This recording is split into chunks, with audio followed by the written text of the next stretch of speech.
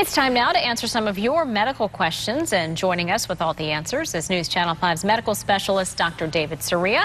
He's the chief of emergency medicine at Wellington Regional Medical Center when he's not here with us. Good to see you today. Well, how are you? Good, doing well. Ready for the rain? I'm ready for the rain. Have my boots ready. All right.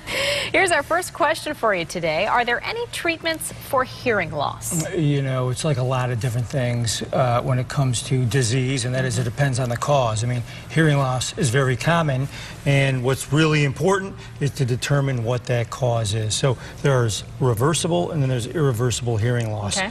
Obviously, reversible is what we want to look for. There's certain medicines that can do it.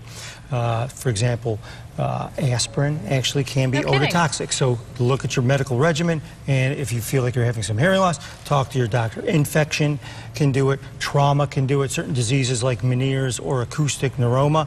And then something as simple as earwax impaction. Believe you would be amazed at how common that is. Wow. So let us take a look. Maybe we can help you. Then the irreversible cause, typically that's from aging. Or even noise-induced, that not much can be done. However, there are some amazing hearing devices out there today. Technology is great. Get it looked at. You'd be surprised how much hearing you can regain. All right, help us out there. Sounds good. All right, our next question is about hives. What causes hives, and can they be dangerous? Yeah, this time of year, hives are very common and they're prevalent. Why? Because they're typically from an allergic reaction. But what are they? Well, they're sort of red, patchy, elevated wheals on the skin. They can occur anywhere on the body. They can occur on the face, even the tongue, even the throat. And they almost always itch, burn. Sometimes they sting. Not a pleasant experience. Not at all. Not at all. But the good news is most of the time they only last for hours, sometimes days and weeks, but that's the chronic kind. So what causes it? Well, it's a histaminic response where fluid gets released into the skin. And typically, like I said, that's from an allergy. Drugs, food, bee stings, insects. Certain medications like blood pressure medications or pain medications commonly can cause hives. Infection from a virus can do it. So you need to look at all those things. The reality, though, is that the hives themselves are almost never serious.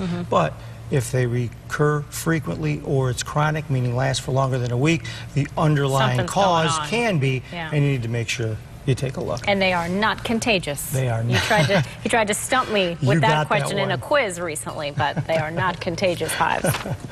Thank you, as always, for stopping by. If you have a question for Dr. Soria, you can send it to him through our website, WPTV.com.